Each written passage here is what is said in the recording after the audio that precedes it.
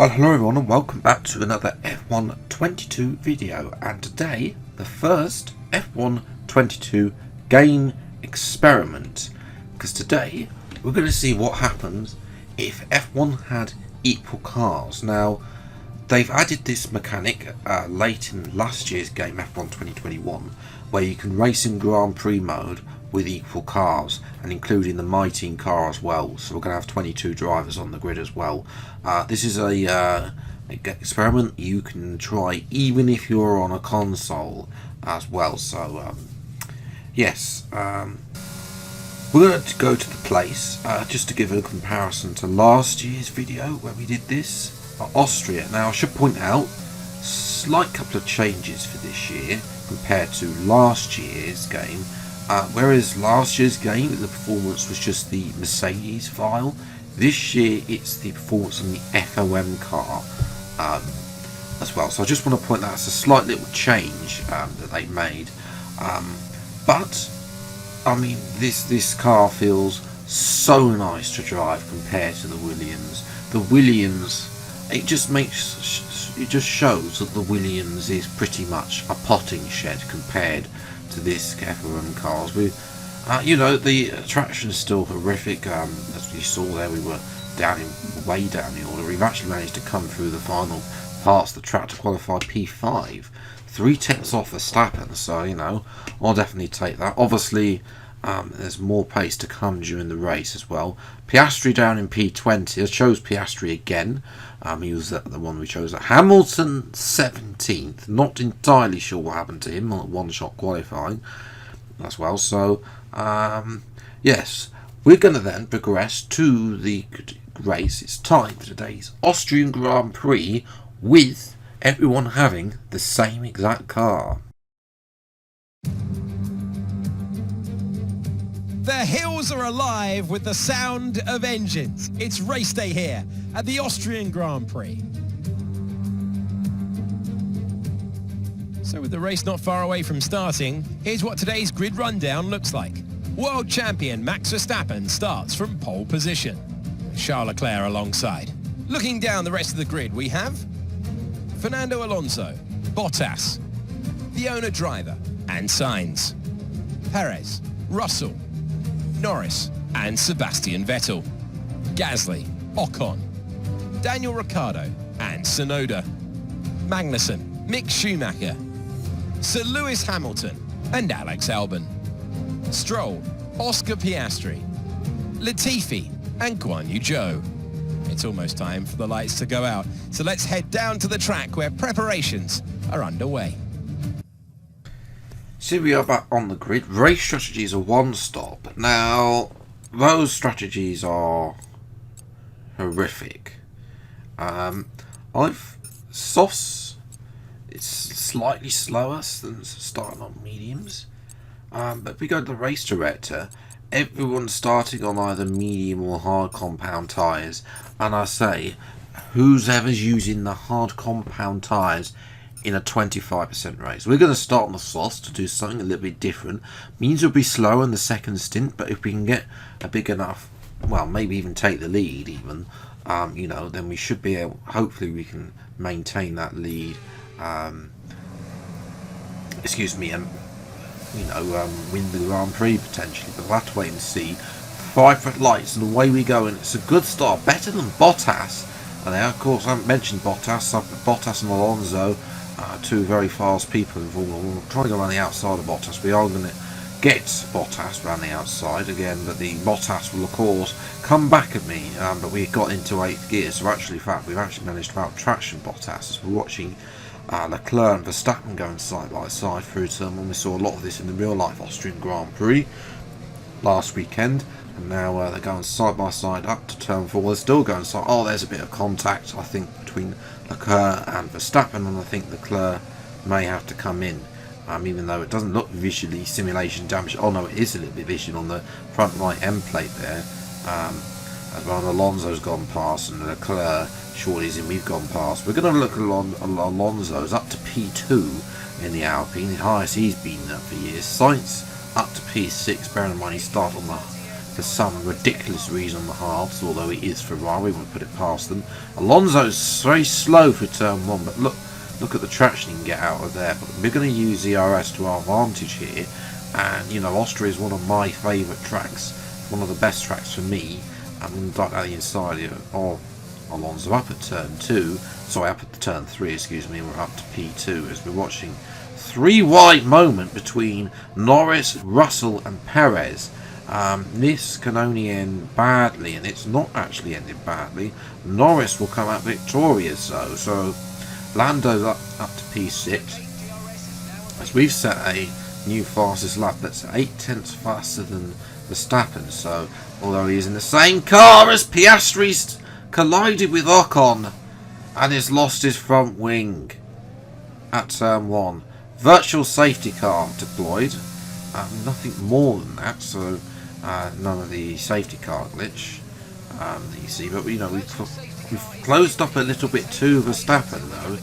We're definitely not that close.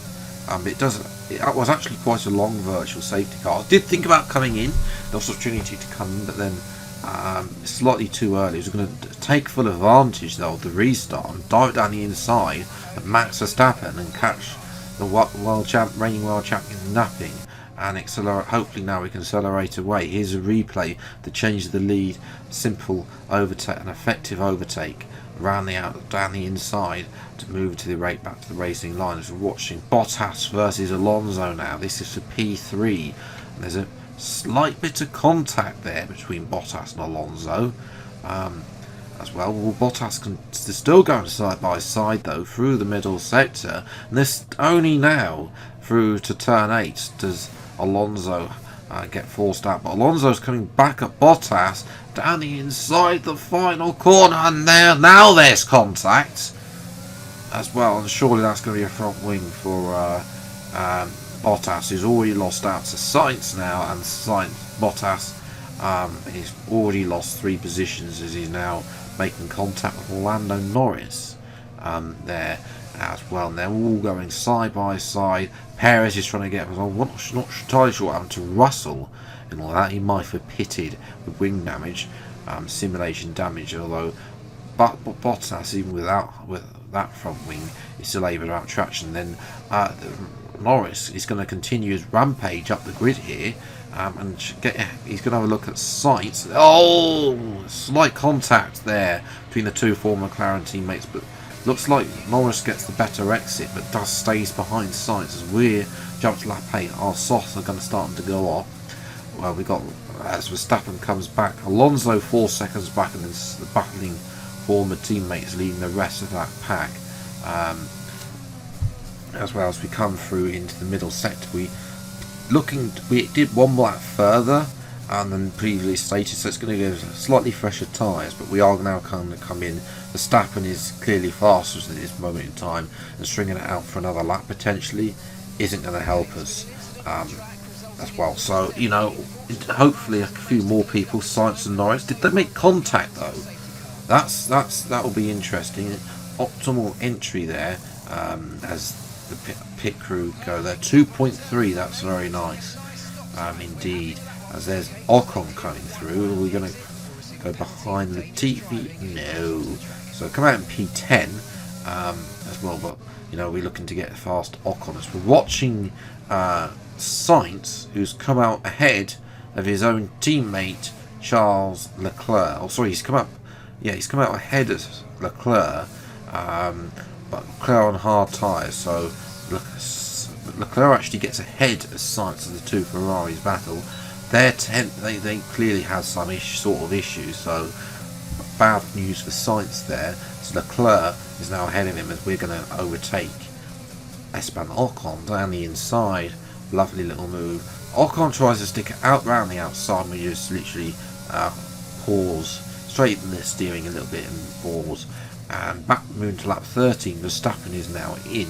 He's going to have a 5-lap sprint to get past us on Sauce, but he's 1.9 behind. That's how long he went as well. So with the removal of Sainz and Norris, Perez moves up to P4 as well. Disappointing there for Norris there, who's way down with Bottas now behind one of the AlphaTauris as well. And to make the 4-year-old's day miserable. He's on hard tyres as well. So no podium there. Ricciardo's coming to 5th place as well. He was at the back of that train, although Vettel has just gone past him actually, as we're looked defending from Verstappen on lap 14. Verstappen, you know, just like in real life, he didn't quite have the answer just there. Will he have the answer in the remainder of the race? Well, he's got DRS on the start-finish straight, moves to the outside to try and gain the position, but he's not fully past us, and you know, we can retain that P1 just through the opening corner. Jumped to lap 17 now. Verstappen again comes with the fresher tyres. He's an absolute barrage from the reigning world champion. Again though, we're going to dive down the inside at the corner.